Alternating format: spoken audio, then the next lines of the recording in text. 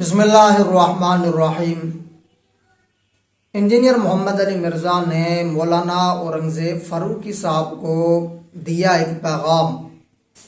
وہ پیغام کیا ہے؟ اسی ویڈیو کے دوران آپ وہ پیغام مرزا کی زبانی سماعت فرمائیں گے۔ اسی طرح انجینئر محمد علی مرزا نے مولانا منظور مینگل صاحب پر ایک بہت بڑا الزام لگایا۔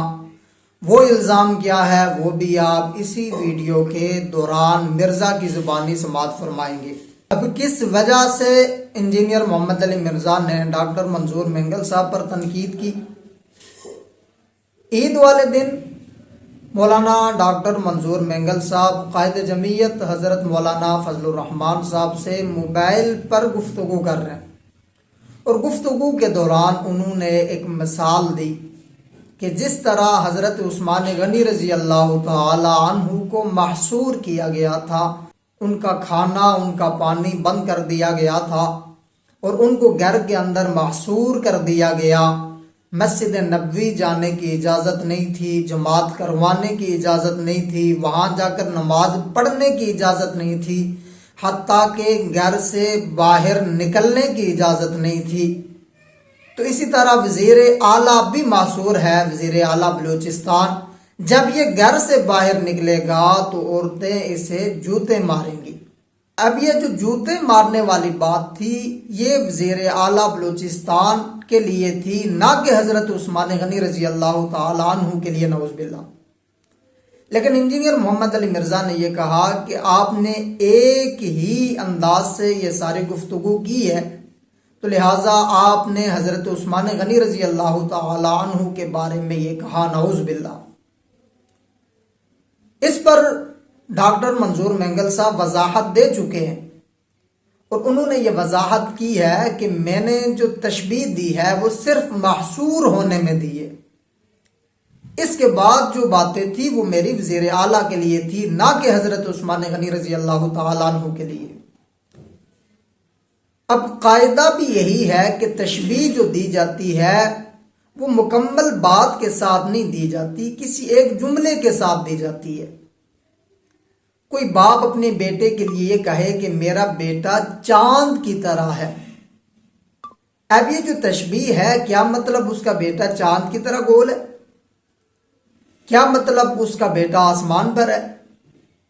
اب جو تشبیہ دی گئی یہ خوبصورتی میں دی گئی کہ میرا بیٹا خوبصورت ہے، جس طرح چاند خوبصورت ہے ایسے ہی میرا بیٹا خوبصورت ہے، تشبیہ خوبصورتی میں دی گئی، اب مکمل جملے میں تشبیہ نہیں ہے۔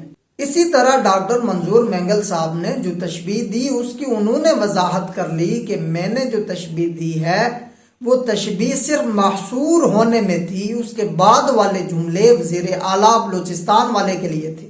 بہرحال مرزا نے ڈاکٹر منظور مینگل صاحب پر تنقید کی۔ آپ انجینئر محمد علی مرزا کا کلپ سماعت فرمائے، اور مرزا نے مولانا غازی اورنگزیب فاروقی صاحب کو بھی ایک پیغام دیا، وہ پیغام بھی آپ سماعت فرمائیں۔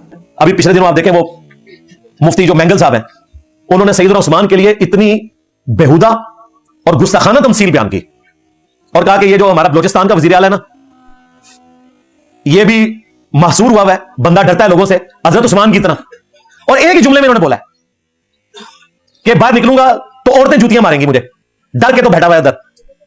اور بیوقوفی دیکھیں یہ وہ مولانا فضل الرحمان صاحب سے فون پہ واٹس ایپ پہ بات کر رہے ہیں، دوسری طرف سے فضل الرحمان صاحب کی بات آ رہی ہے، وہ بھی ہنس رہے ہیں اس کے اوپر۔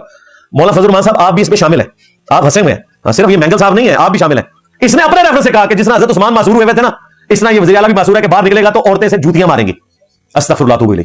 آپ وہ کہہ رہے ہیں ملازہ کر لو، اور وہ جو کراچی کے امیر ہیں ان کے اورنگزیب فاروقی صاحب وہ اسٹوڈنٹ ہے مینگل کا، میں فاروقی صاحب سے پوچھوں گا اب صحابہ کی محبت عشق کہاں گیا؟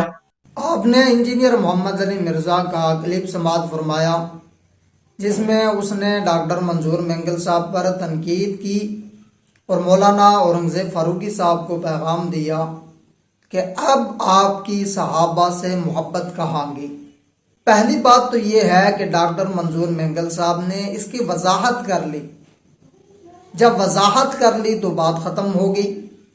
دوسری بات جو تشبیہ کا قاعدہ ہے وہ یہی ہے کہ کسی ایک جملے کے ساتھ تشبیہ دی جاتی ہے، اور منظور مینگل صاحب نے اپنے جملے کی وضاحت کی کہ میں نے جو تشبیہ دی ہے وہ صرف محصور ہونے میں دی ہے۔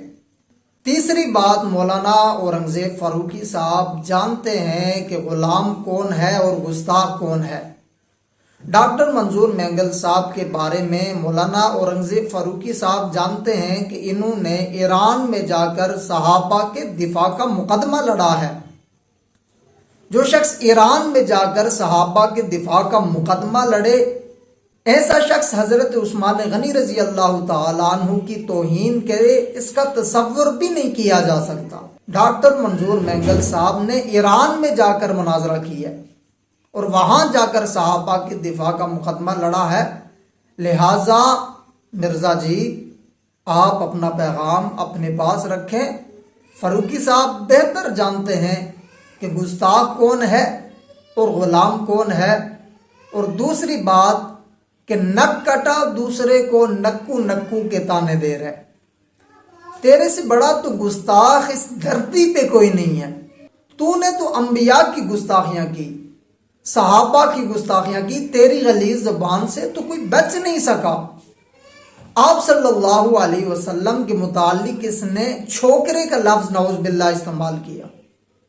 جب علماء نے گرفت کی تو کہتا ہے جی یہ کوئی نیگیٹو لفظ تو نہیں ہے، کوئی برا لفظ تو نہیں ہے۔ جو پادری بیٹھے ہوئے تھے وہ کہتے تھے یہ کل کے چھوکرا کے میں بتائے گا، وہ کہتے تھے یہ کل کے چھوکرا کے میں بتائے گا۔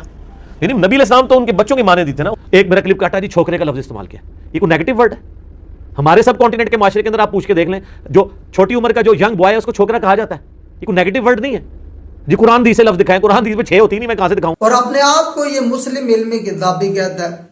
جب علماء نے کہا کہ یہ جو لفظ تو نے استعمال کیا چھوکرے کا، یہ قرآن حدیث سے دکھا تو صحیح، مسلم علمی کتابی ہے تو اس وقت کہتا قرآن حدیث میں عربی میں 6 ہوتا ہی نہیں، میں کہاں سے دکھاؤں؟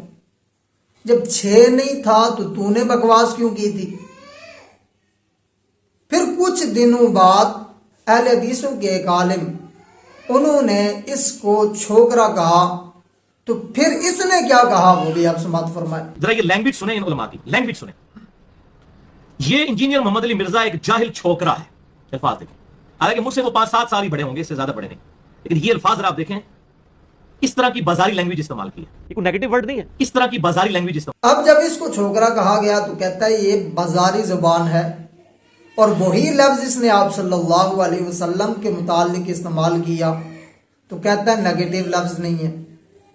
اب خود حالت اس کی یہ ہے، اس کی گستاخیاں تو اتنی زیادہ ہیں کہ اگر وہ یہاں میں بتانا شروع کروں تو ساری رات گزر جائے، اس کی گستاخیاں ختم نہیں ہو سکتی۔